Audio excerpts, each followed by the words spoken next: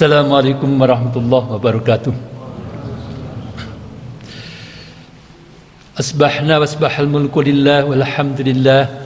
La ilaha illallah wahdahu la syarikalah. Wa asyhadu anna Muhammadan abduhu wa rasuluh. Asyhadu an la ilaha illallah wahdahu la syarikalah. Wa asyhadu anna Muhammadan abduhu wa rasuluh. Allahumma shalli ala Muhammad wa ala ali Muhammad kama shallaita ala Ibrahim wa ala ali Ibrahim innaka Hamidum Majid. Bapak Ibu sekalian, alhamdulillah kita panjatkan puji syukur kepada Allah atas izin Allah pada kesempatan subuh kali ini kita bisa menunaikan salah satu kewajiban kita. Kita tunaikan salat subuh berjamaah dan marilah kita lanjutkan dengan kajian ilmu. Kali ini selingan yang biasanya kami menyampaikan tentang ilmu faraid. Kali ini selingan tentang tuntunan solat ya. Kita menyadari bahwa solat ini adalah suatu ibadah yang pokok, kewajiban yang pokok bagi setiap muslim, dan merupakan amal yang pertama kali akan dihisab pada hari kiamat. Oleh karena itu, ya kita tidak bosan-bosannya untuk mempelajari lagi. Walaupun ini sudah merupakan aktivitas, merupakan ibadah kita sehari-hari, tapi kita masih perlu untuk meninjau kembali. Para jamaah sekalian, tentang tuntunan sholat, kita berangkat dari pengertian dan dasar hukum tentang sholat 5 waktu. Pengertian sholat, kata sholat itu bentuk tunggal, bentuk jamaknya adalah sholawat. Jadi sholawat itu bentuk jamak dari sholat. Sholatul khamsu adalah sholat-sholat yang 5 waktu. Secara bahasa artinya sholat itu adalah doa. Jadi kalau kita melakukan sholat, itu secara bahasa berarti kita berdoa. Sedangkan menurut istilah syar'i, sholat adalah ucapan dan perbuatan yang merupakan ibadah tertentu yang dimulai dengan takbiratul ihram dan diakhiri dengan salam, disertai dengan syarat-syarat tertentu, rukun-rukun tertentu ya. Tentang dasar hukum sholat 5 waktu, sholat adalah rukun Islam kedua. Hukumnya wajib. Kita sadar itu, hukumnya wajib dilaksanakan.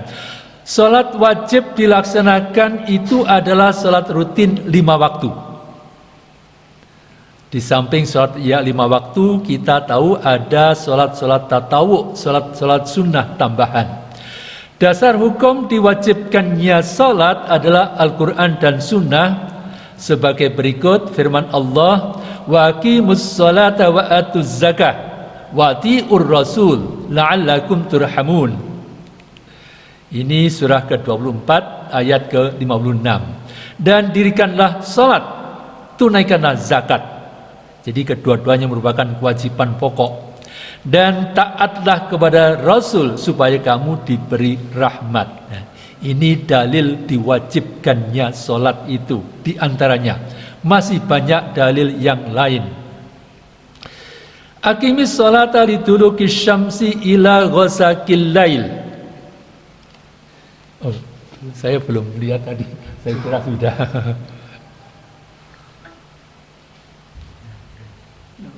Ya. Saya belum lihat ke samping. Aqimis salata liduluki syamsi ila ghasaqil lail wa Qur'an al-fajri. Inna Qur'an al-fajri kana mashhuda. Dirikanlah salat.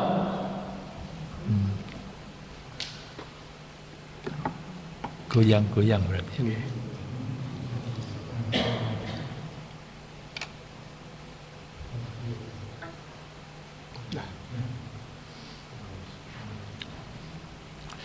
Dirikanlah sholat liduluki syamsi Karena tergelincirnya matahari, setelah tergelincirnya matahari sampai gelapnya malam. Dan dirikanlah salat subuh. Sesungguhnya salat subuh itu disaksikan oleh malaikat. Ini surah Al-Isra ayat 78. Ini juga merupakan dalil diwajibkannya salat. Dan sekaligus secara belum eksplisit, itu menunjukkan waktu-waktu sholat. Tidak secara eksplisit, secara implisit, tersirat, itu menunjukkan waktu sholat. Aqimis sholata liduluki syamsi ila ghasakil laili. Tegakkanlah sholat sejak tergelincirnya matahari sampai gelapnya malam. Ini merangkum 4 sholat dari zuhur, asar, maghrib, dan isya, yaitu mulai tergelincirnya matahari sampai gelapnya malam, wa Qur'an al-fajri, dan sholat subuh. Pembacaan Quran itu pembacaan di waktu fajar. Maksudnya adalah tegakkanlah sholat subuh. Inna Qur'an al-fajri kana mashhuda. Ini diberikan penekanan tentang sholat subuh itu, walaupun semuanya itu disaksikan, tapi di sini ditekankan sungguh sholat subuh itu disaksikan. Itu yang dari Al-Quran. Dari hadis sebagai berikut. An Ibnu Umar radhiyallahu anhuma qala. Dari Ibnu Umar, mudah-mudahan Allah meridhoi keduanya, Ibnu Umar dan Umar. Dia Ibnu Umar berkata, qala Rasulullah sallallahu alaihi wasallam, Nabi bersabda, buniyal islamu ala khamsin. Bunia, bana itu membangun, bunia dibangun. Islam itu dibangun di atas 5 perkara, ala khamsin. Berarti Islam itu baru tegak, keislaman kita itu baru tegak manakala kita menegakkan 5 perkara itu. Syahadati alla ilaha illallah, persaksian bahwa tidak ada Tuhan selain Allah, dan kita bersaksi, kita mengakui dan kita menjalankan bahwa Tuhan yang berhak disembah itu hanyalah Allah, tidak ada yang lain. Dan itu kita wujudkan dalam ketaatan kita kepadanya. Wa anna Muhammadan Rasulullah, dan bahwasanya Nabi Muhammad adalah utusan Allah. Ini yang pertama, bersyahadat. Wa iqamis shalah, dan penegakan salat, menegakkan salat. Ini rukun yang kedua, tiang yang kedua yang menegakkan keislaman kita. Yang berarti tanpa kita menegakkan salat, berarti kita tidak menegakkan keislaman kita. Wa itaiz zakah, dan memberikan zakat, wal haji, dan berhaji, wa shaumi Ramadan, dan berpuasa di bulan Ramadan. Muttafaq alaih, disepakati oleh Bukhari dan Muslim. Hadis ini disepakati, muttafaqun alaih. Itu dasar hukum. Kita sudah faham. Di samping yang disebutkan tadi, masih banyak dalil-dalil yang menunjukkan bahwa sholat itu adalah suatu kewajiban yang tidak boleh dilalaikan. Yang bagian B tentang persiapan untuk sholat. Persiapan ini belum sholatnya itu sendiri, masih persiapan. Dengan kata lain, persiapan ini merupakan syarat sahnya sholat. Setiap orang yang hendak mengerjakan sholat, terlebih dahulu adalah ia memperhatikan hal-hal berikut. Yang pertama, mengetahui telah masuknya sholat, waktu sholat. Jadi mengetahui masuknya waktu sholat itu menjadi syarat sahnya sholat. Sebab sholat itu adalah kewajiban yang ditetapkan waktunya. Berarti kita menegakkan sholat itu adalah di dalam waktu sholat yang ditentukan itu. Oleh karena itu, mengetahui masuknya waktu sholat itu menjadi syarat bagi kita sekalian. 2, menutup aurat. Yang ketiga, berada dalam keadaan suci badan, pakaian, dan tempat dari najis, terbebas dari najis, dan berada dalam keadaan suci dari hadas kecil maupun hadas besar. Kita sudah faham itu insyaallah. Mengetahui masuknya waktu salat. Salat fardu adalah ibadah mahdhah, ibadah khusus yang dilakukan pada waktu yang telah ditentukan, tidak sah dilakukan di luar waktunya. Dalilnya, inna sholata kanat alal mu'minina kitaban mauquta.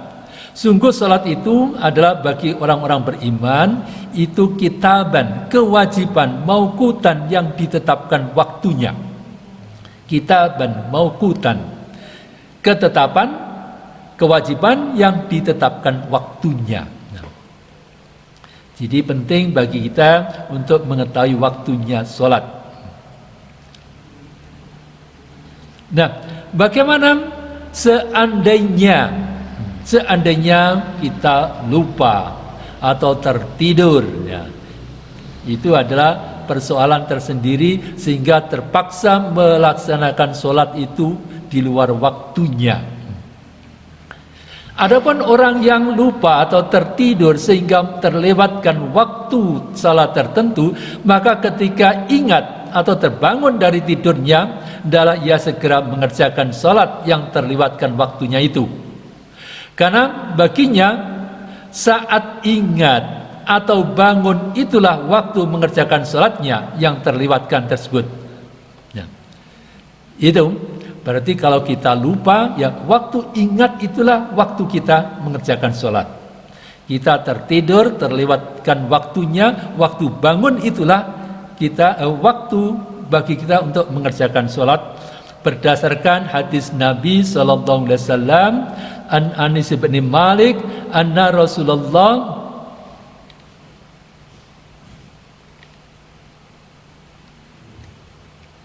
Anna Rasulullah sallallahu alaihi wasallam qala.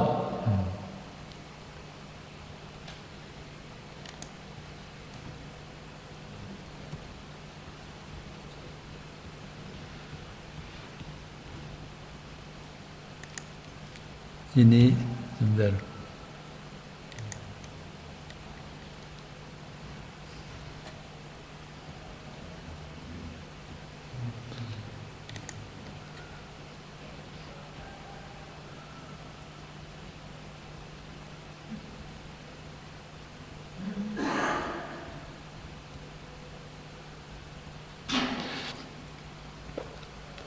Man nasiya sholatan fal yusalliha idza dzakara. Barang siapa yang lupa akan satu salat, hendaklah ia melakukannya ketika ingat. Idza dzakara. Idza dzakaraha. La kafaratan laha illa dzalika. Barang siapa yang lupa salat adalah ia tunaikan ketika ia ingat. Tidak ada kafarat atas salatnya selain menunaikannya itu.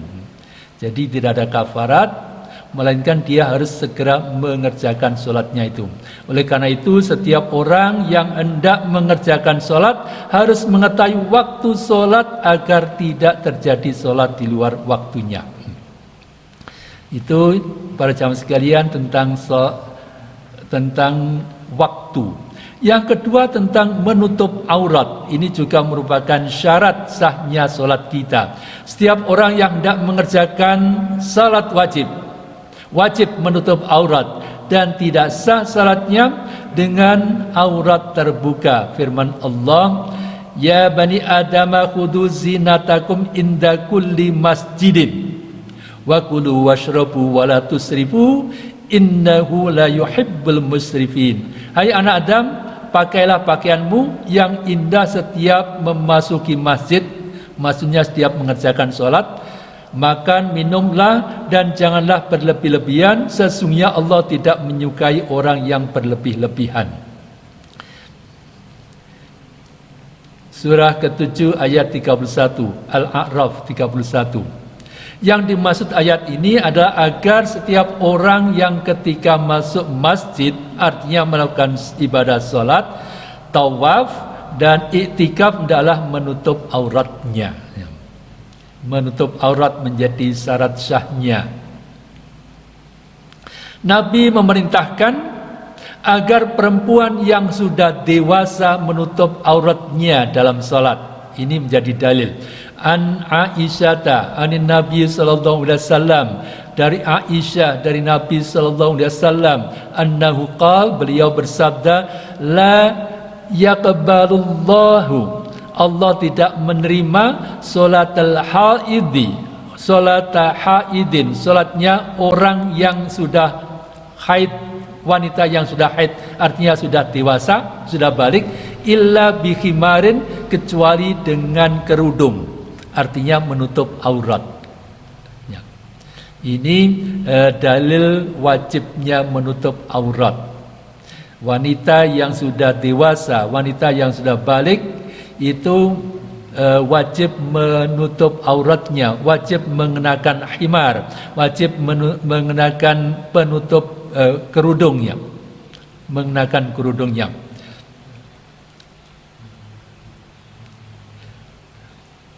Suci badan,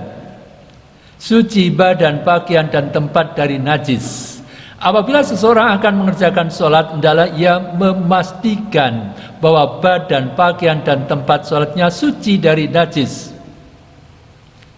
Najis hisyah, najis yang tampak.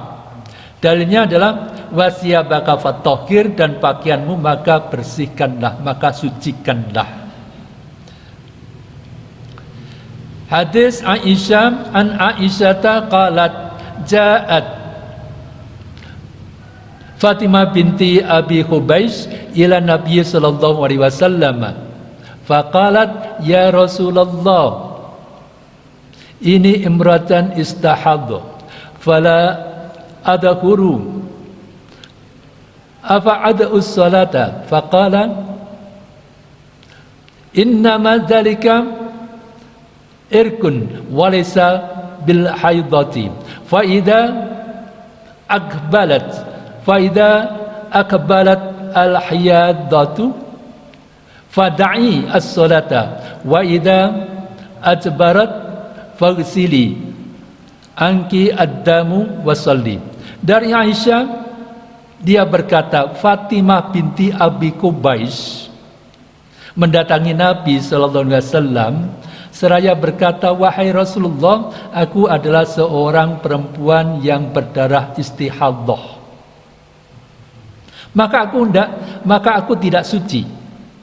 Apakah aku harus meninggalkan salat? Maka beliau bersabda, darah tersebut ialah darah penyakit, bukan haid.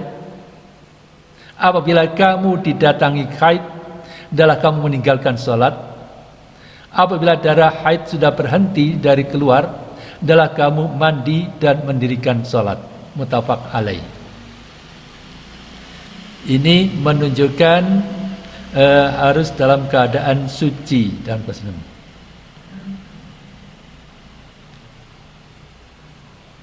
Hadis Anas bin Malik, dari terjemahnya dari Yahya bin Sa'id, dia berkata, aku mendengar Anas bin Malik berkata, seorang Arab Badui datang lalu kencing di sudut masjid. Ya, kita tidak bisa membayangkan masjid seperti keadaan sekarang, tapi keadaan dahulu belum berlantai dengan marmer, belum berlantai keramik, tapi baru tanah. Maka orang pun ingin mengusirnya, tetapi Nabi sallallahu alaihi wasallam melarang mereka. Nabi melarang mereka.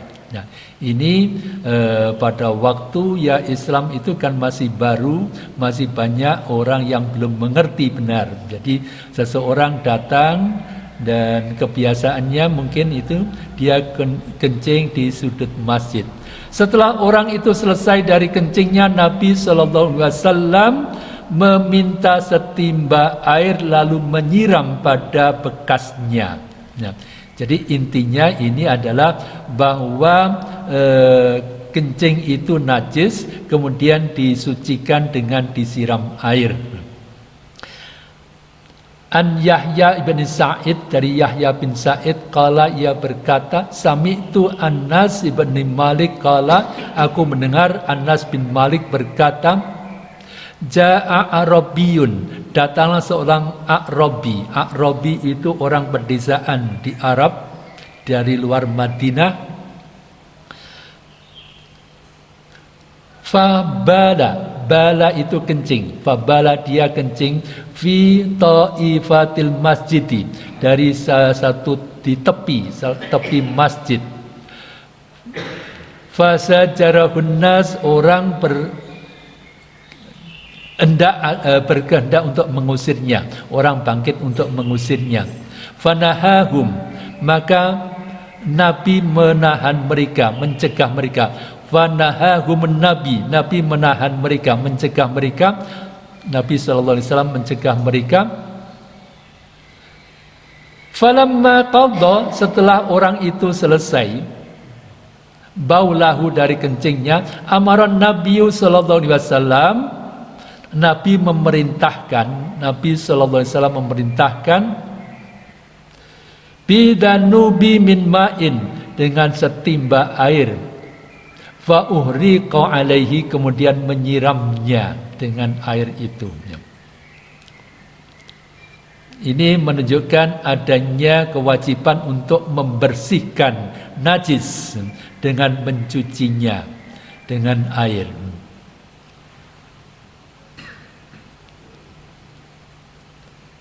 Suci hadas kecil dan hadas besar. Setiap orang yang hendak mengerjakan sholat harus memastikan bahwa ia dalam keadaan suci dari hadas kecil dan hadas besar. Hadas menurut istilah adalah ketentuan syar'i mengenai suatu keadaan yang dapat menghalangi keabsahan seseorang melakukan ibadah-ibadah tertentu. Jadi hadas itu tidak terlihat. Jadi kalau orang lain itu tidak tahu apakah kita itu suci atau hadas. Jadi itu adalah hanya suatu ketentuan syar'i.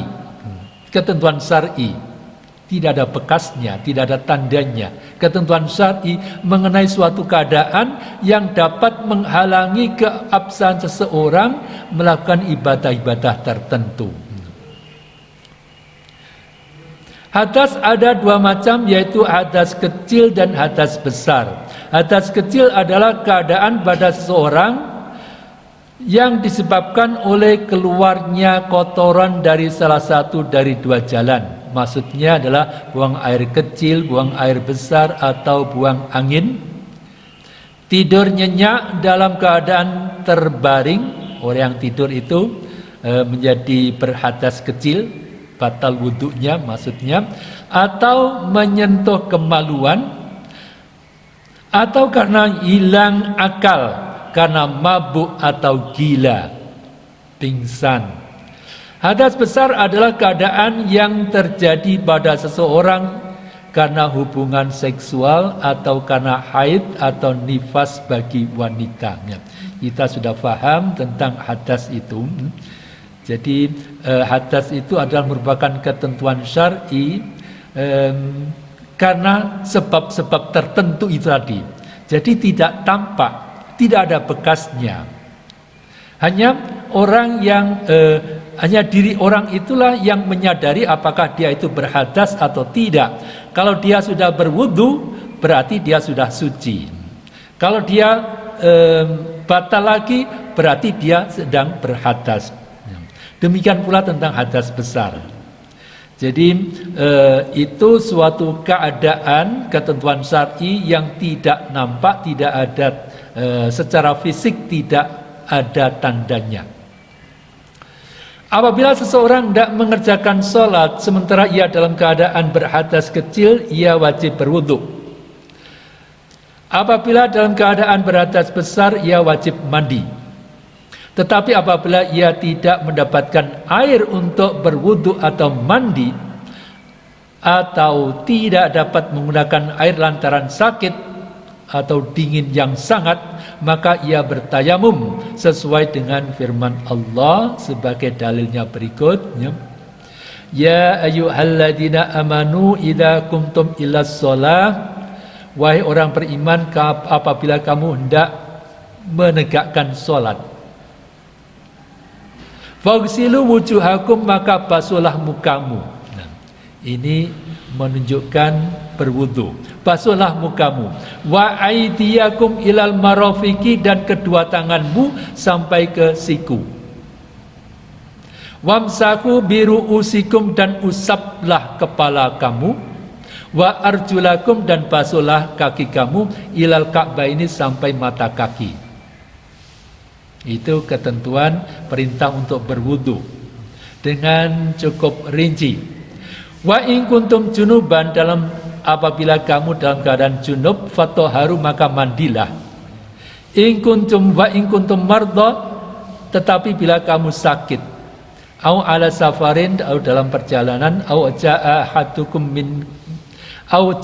ahadum minkum minal ghaid, atau kamu keluar dari WC, au lamastumun nisa, atau menyentuh wanita, falam tajidu ma'an, tetapi tidak mendapatkan air, fatayammamu sha'idan thayyiba, bertayamumlah dengan mencari tanah yang baik, debu yang baik.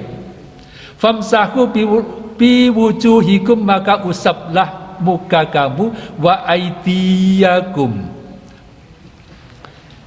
dan kedua tanganmu, minhu, dengan tanah itu. Ma yuridullahu liyaj'ala alaikum min haraj, Allah tidak menghendaki adanya kesulitan bagi kamu. Haraj, kesulitan. Walakin yuridu liyutahhirakum, akan tapi Allah berkehendak untuk mensucikan kamu. Wa yutimmu nikmatahu, menyempurnakan nikmatnya atas kamu. La'allakum tashkurun, supaya kamu bersyukur. Nah, ini dalil tentang bersuci.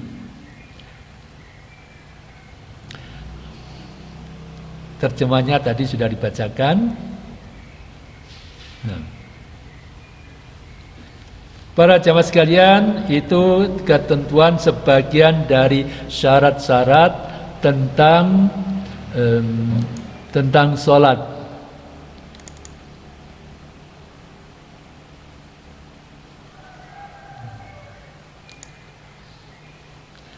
Berikutnya ini masuk kepada tata cara. Kalau persiapan itu adalah syarat-syarat, kalau tata cara itu adalah tentang rukun. Rukun itu bagian-bagian atau tindakan-tindakan di dalam sholat itu yang menjadi kewajiban. Tata cara salat yang pertama, berdiri tegak menghadap kiblat dan berniat ikhlas karena Allah. Ini memulai salat. Menghadap kiblat. Salat dilakukan dengan menghadap kiblat, yaitu Ka'bah di Masjidil Haram di Makkah, sesuai dengan firman Allah dan hadis Nabi berikutnya. Qad nara taqalluba wajhika fis sama, falan waliyannaka qiblatan tardoha, fawalli wajhaka syatral masjidil haram, wa haitsuma kuntum fawallu wujuhakum syatrahu. Sungguh kami sering melihat mukamu menengadah ke langit. Ini pada waktu sholat itu belum menghadap ke arah Masjidil Haram, ke arah Masjidil Aqsa. Nabi Muhammad itu berkeinginan supaya kiblatnya itu adalah ke Masjidil Haram di Makkah. Jadi ini sebelum. Sungguh kami Allah sering melihat mukamu menengadah ke langit, memohon kepada Allah. Jadi bermohon dan berkeinginan supaya kiblat itu dipindahkan. Maka sungguh kami akan memalingkan kamu ke kiblat yang kamu sukai. Memalingkan artinya Allah memerintahkan mengalihkan kiblat itu. Maka palingkanlah mukamu ke arah Masjidil Haram, di mana saja kamu berada, palingkanlah mukamu ke arahnya. Jadi ini ketentuan tentang kewajiban menghadap kiblat, yakni Ka'bah di Masjidil Haram. Dimanapun kita berada, maka kita mengarahkan hadap kita ke arah Masjidil Haram itu dari segala penjuru dunia. Sabda Nabi SAW dari Yahya bin Ibn Khalad, Nabi SAW berkata kepada orang yang belum benar sholatnya, apabila engkau hendak sholat, maka berwuduklah dengan baik, kemudian menghadaplah kiblat, lalu bertakbir. Nah, ini petunjuk Nabi kepada orang yang belum benar sholatnya. Jadi suatu saat datang orang yang melakukan sholat, akan tapi dia itu belum benar sholatnya. Dia masih tergesa-gesa, belum ada tumak ninah. Kemudian diperintahkan oleh Nabi untuk mengulang sholatnya. Tapi setelah diulang masih juga belum benar. Kemudian Nabi memberikan pelajaran, memberikan petunjuk sebagai berikut, di antaranya, apabila engkau hendak sholat, maka berwuduklah. Artinya wajib dalam keadaan suci, berwuduklah dengan baik, kemudian menghadap ke kiblat, lalu bertakbir. Nah, menghadap kiblat itu kadang-kadang ada kesulitannya dalam keadaan-keadaan tertentu. Bagaimana kita mengatasi keadaan-keadaan tertentu yang sulit untuk menghadap kiblat, mungkin di atas kendaraan, bagaimana kiblatnya. Itu juga ada ketentuan-ketentuan yang merupakan keringanan sebagai berikut ini.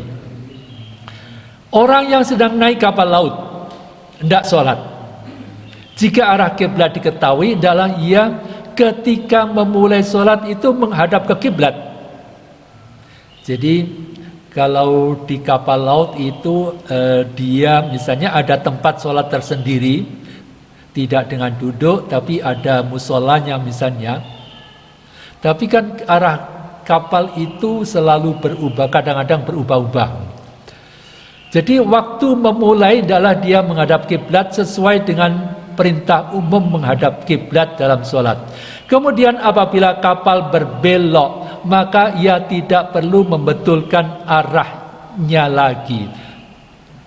Hal ini berdasarkan kepada hadis Nabi dari Anas bin Malik, diriwayatkan bahwa ia berkata, adalah Rasulullah SAW apabila hendak mengerjakan sholat sunat, dia di atas kendaraannya, beliau menghadap ke kiblat, lalu bertakbir untuk salat, kemudian dilepaskan kendaraan untanya itu, membiarkannya berjalan, kemudian terus salat dalam ke arah manapun kendaraannya itu menuju.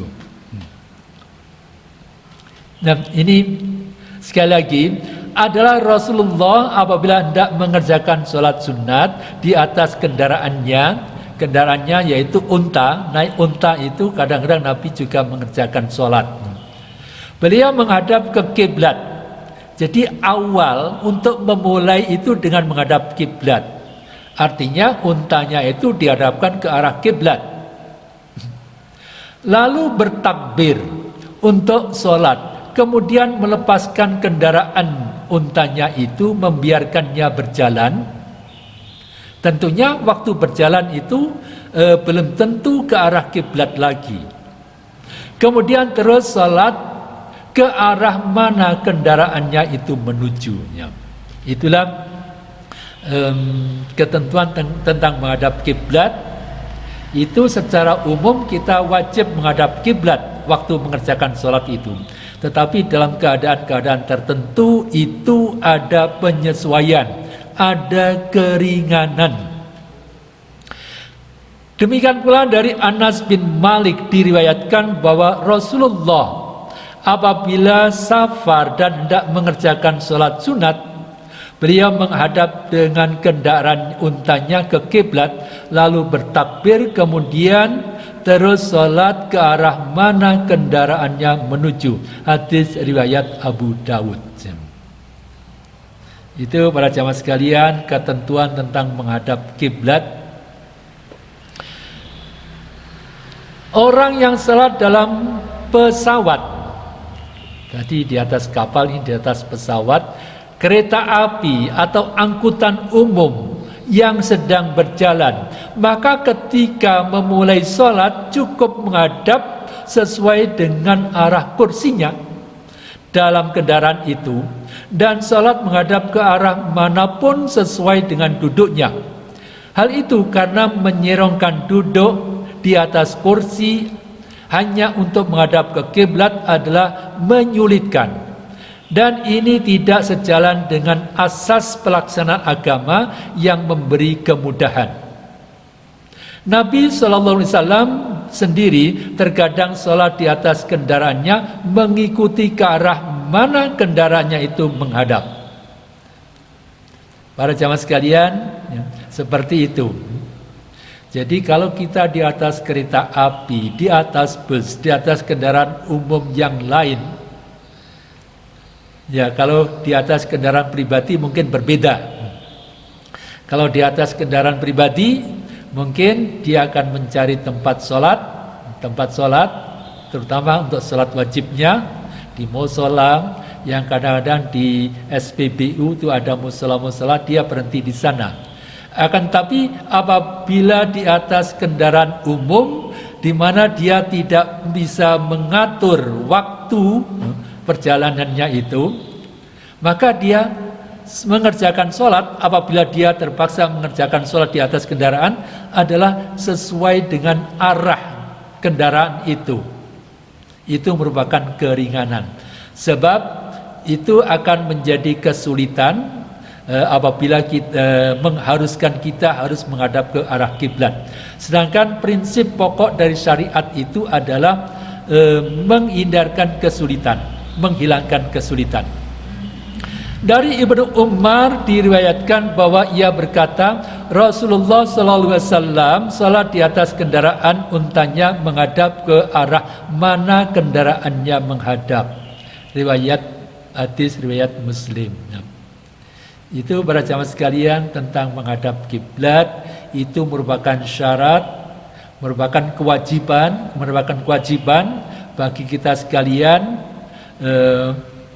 demi sahnya sholat kita. Akan tapi dalam keadaan kesulitan itu ada keringanan, tidak wajib menghadap ke arah kiblat. Misalnya waktu di atas kendaraan. Dan ini kalau di atas kendaraan pribadi ketentuannya berbeda. Orang yang naik kendaraan pribadi atau menyewa kendaraan yang dapat diatur pemberhentiannya, apabila hendak sholat maka adalah ia berhenti atau mencari tempat sholat seperti di masjid atau di musola yang terdapat di SPBU, dan mengerjakan salat secara normal, yaitu menghadap ke kiblat. Akan tapi apabila ia sedang terburu-buru, misalnya hendak mengejar pemberangkatan kereta api atau pesawat di mana tidak cukup waktu untuk berhenti, maka ia sholat dalam kendaraan dengan cara seperti terdahulu. Jadi walaupun dalam kendaraan pribadi pun, kalau keadaan ini tidak memungkinkan, itu bisa juga sholat di atas kendaraan. Dan kalau di atas kendaraan, kiblatnya pun itu tidak harus persis menghadap kiblat, karena hal itu akan menyulitkan, dan kesulitan itu dalam prinsip syariah itu dihilangkan. Apa yang dilarang menjadi boleh. Kemudian tentang orang yang sakit. Orang yang sakit dan tidak dapat bergerak banyak, ia sholat berbaring dan tidak perlu menghadap kiblat. Hal itu sesuai dengan firman Allah, walillahil masyriqu wal maghrib fa aynama tuwallu fathamma wajhullah innallaha wasi'un alim. Dan kepunyaan Allah lah timur dan barat, maka kemanapun kamu menghadap, disitulah wajah Allah. Sesungguhnya Allah maha luas rahmatnya, lagi maha mengetahui. Al-Baqarah 115. Jadi secara umum, artinya apabila ada kesulitan untuk menghadap kiblat kemanapun, ya kesitulah kita menghadap kepada Allah.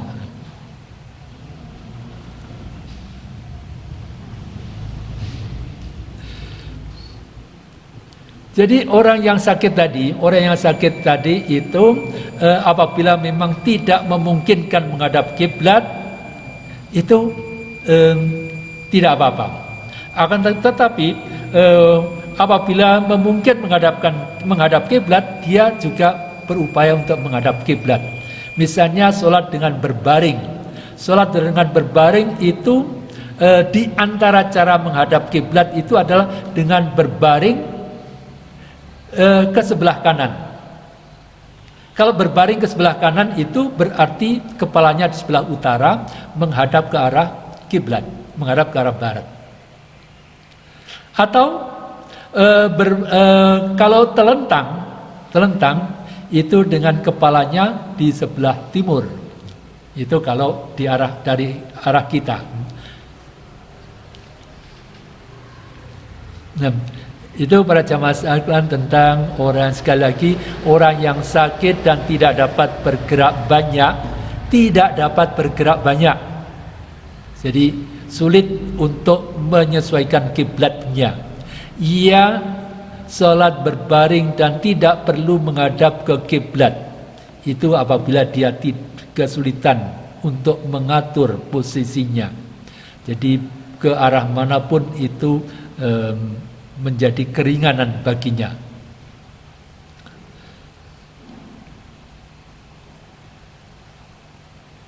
Tentang berdiri. Berdiri apabila tidak ada halangan untuk berdiri, itu menjadi rukun salat kita. Salat pada asasnya dilakukan dengan berdiri, posisi kaki sejajar dengan bahu. Sejajar dengan bahu itu artinya selebar dengan bahu. Kecuali apabila ada halangan sehingga tidak bisa berdiri, misalnya karena sakit, dalam perjalanan atau dalam keadaan takut yang tidak memungkinkan melakukan dengan berdiri. Hal ini sesuai dengan dalil berikut. Firman Allah, hafidhu ala salawati was salatil wusta wa qumu lillahi qanitin. Peliharalah semua salatmu dan peliharalah salat wusta. Berdirilah untuk Allah dalam salatmu dengan khusyuk.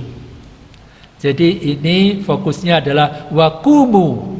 Qumu artinya berdirilah kamu sekalian. Qumu lillah, berdirilah untuk Allah dengan khusyuk. Kalau arti seluruhnya hafidhu, jagalah, alas solawati, untuk solat-solat. Solawat itu bentuk jamak. Jagalah solat-solat kamu sekalian, solawat. Wassolatil wusta, dan solat pertengahan. Nah, menurut tafsir solat pertengahan yang dimaksud adalah solat asyar. Salah satu tafsir. Wa qumu, dan berdirilah. Ini kumu, berdirilah untuk Allah dengan khusyuk. Ini yang dijadikan dalil tentang wajibnya berdiri apabila memungkinkan berdiri. Dari Imran bin Husain, ia berkata, aku menderita penyakit wasir. Lalu aku bertanyakan hal itu kepada Nabi SAW, maka beliau bersabda, salatlah kamu dengan berdiri. Apabila kamu tidak mampu, maka dengan duduk. Jika tidak mampu, maka dengan berbaring. Ya, itu kita ambil artinya aja. Ini merupakan keringanan. Jadi seseorang menderita penyakit wasir, dia bertanya kepada Nabi tentang bagaimana sholatnya. Nabi menyampaikan pilihan-pilihan. Kalau memang mampu berdiri, adalah kamu sholat dengan berdiri. Apabila tidak, dengan duduk. Apabila tidak bisa dengan duduk, dengan berbaring. Bagaimana dengan orang yang tidak dapat mengerjakan sholat dengan berdiri? Orang yang tidak dapat mengerjakan sholatnya dengan berdiri, ia mengerjakan sholat dalam keadaan duduk. Tidak ada penjelasan tentang bagaimana cara duduk sholat orang yang tidak bisa berdiri itu. Para ulama berbeda pendapat tentang cara yang paling afdol. Kebanyakan ulama mengatakan bahwa dengan cara duduk bersila. Itu ada yang menyampaikan seperti itu. Ada pula yang mengatakan dengan cara seperti pada saat membaca tahiyat awal atau tahiyat akhir. Atau yang jelas hadis itu bersifat nirkualifikasi atau bersifat mutlak. Tidak ketentuan khusus. Sehingga oleh karena itu ia duduk seperti apapun boleh dilakukan, tergantung pada keadaan. Tergantung dari keadaan pelaku sholat itu sendiri, tentang bagaimana cara duduknya, mana yang paling pas dan paling memungkinkan baginya. Oleh karena itu ada yang duduk di atas kursi, ada yang duduk di lantai, itu menyesuaikan dengan keadaannya yang paling memungkinkan. Dengan berbaring, itu tadi dengan duduk. Orang yang duduk itu tidak ada ketentuan khusus. Nah, jadi cara duduknya itu yang paling sesuai, paling pas dengan keadaannya itu. Bagaimana dengan orang yang berbaring? Dengan berbaring, orang yang kita selesaikan sedikit ini. Orang yang tidak bisa melakukannya dengan duduk dapat melakukannya dengan berbaring di atas lambungnya, ala jambin, di atas lambungnya. Maksudnya berbaring, miring, dengan wajah menghadap ke kiblat. Ya, dengan miring, wajah menghadap ke kiblat. Tidak dijelaskan dalam hadis di atas apakah berbaring di atas lambung kanan atau kiri. Ada yang menyatakan berbaring di atas lambung kanan berdasarkan hadis yang menunjukkan keafdolan mendahulukan yang kanan. Jadi dalam hadis sebenarnya tidak ada ketentuan apakah berbaring di atas lambung kanan berarti kepala di utara, atau berbaring di atas lambung kiri kepala di selatan. Tapi berdasarkan kalau mengutamakan yang kanan berarti kita berbaring di atas lambung kanan.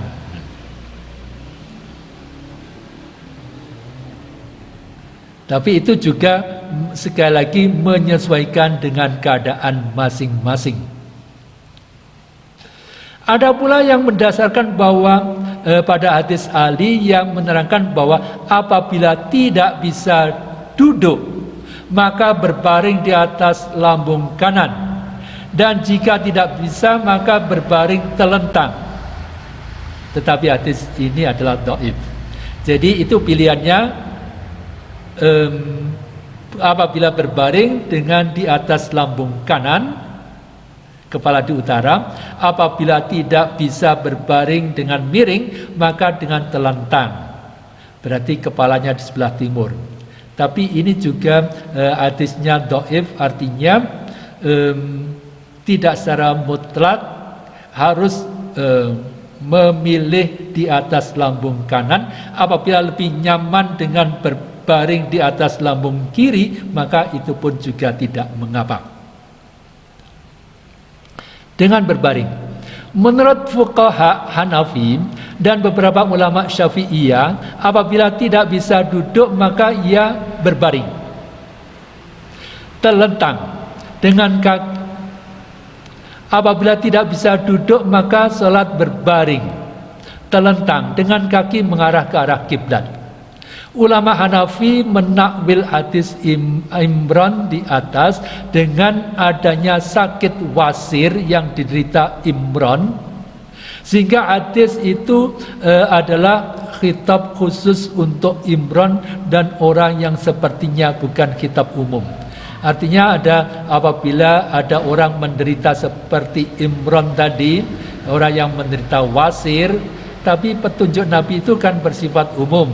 Ya, kalau bisa dengan berdiri, apabila tidak dengan duduk, apabila tidak maka kamu berbaringlah.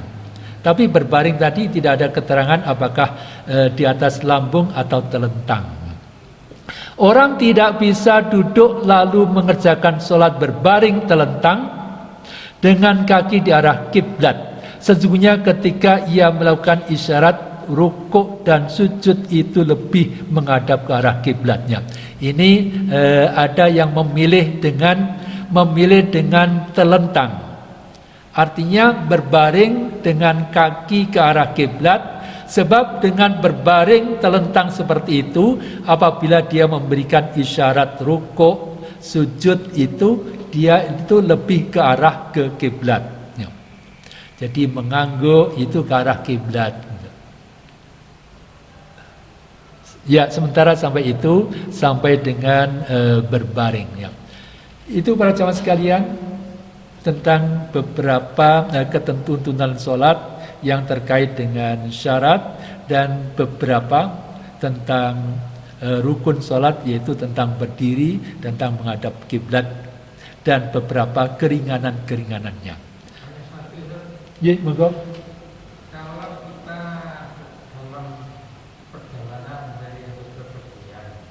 Dari harus berpergian menuju pulang ke rumah. Iya. Kita tadinya memprediksi kita mau sholat asar di rumah, insya Allah masih menunggu. Nanti terjebak Macet. Iya. Nah, pertanyaan saya, adakah misalnya kodok sholat asar? Iya. Tidak ada jamaknya. Iya. Ya. Ya, sementara saya sampaikan bahwa keadaan itu terjebak dalam keadaan macet, maka waktu dia terjebak dalam keadaan macet itu dia sudah mengambil suatu tindakan. Kalau memang tidak mungkin untuk berhenti di pinggir jalan, tidak mungkin, maka dia sholat di atas kendaraan dengan semampunya, dengan duduk, dengan tayamum misalnya. Seperti itu tadi, seperti orang yang sholat di atas kendaraan, di mana ia terpaksa tidak menghadap ke arah kiblat, ya, sesuai dengan arah kursinya.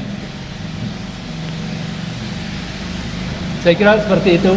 Walaupun ada sebagian orang ya nanti dikodok saja.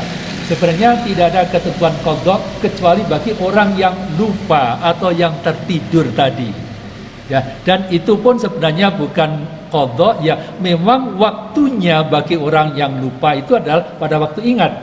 Orang yang tertidur ada waktu terbangun itu waktunya. Ya, monggo. Ya, monggo. Menghadap kiblat. Jadi itu sebagai percobanya menghadap kiblat itu. Jadi bukan menghadap barat itu ya. Kalau kita sekarang itu menghadap ke barat. Ya. Tapi kalau kita misalnya seperti berada di Masjidil Haram itu kan dari segi segala arah kan. Ya. Jadi bukan baratnya ya, tapi menghadap kiblat itu ya. Betul. Namanya. Ya. Menghadap kiblat. Ya. Menghadap kiblat itu adalah satrul Masjidil Haram ke arah Masjidil Haram. Dari seperti kalau dari Madinah ya berarti menghadap ke arah selatan. Ini ada kejadian ini perbedaan antara orang-orang yang berasal dari Jawa ke Suriname. Ke Suriname itu di Amerika Latin ya. Itu menurut arah itu yang paling dekat itu adalah kalau dari area sana ke arah Masjidil Haram itu ke arah timur. Dan kalau ke arah barat itu ya itu lebih jauh. Maka di sana itu awalnya terjadi dua faham. Ada yang sholat menghadap ke arah timur, ada yang ke arah barat. Itu sebelum berkembang pengetahuan yang cukup. Jadi menghadapnya adalah ke arah Masjidil Haram, ke arah kiblat. Kebetulan kalau di tempat kita itu kan memang ke arah barat dan serong ke kanan sedikit. Ya, seperti itu para jamaah sekalian. Kita akhiri dulu dengan alhamdulillah dan kafaratul majlis. Alhamdulillahirabbil alamin. Subhanakallahumma bihamdika asyhadu an la ilaha illa anta astaghfiruka wa atubu ilaik. Assalamualaikum warahmatullahi wabarakatuh.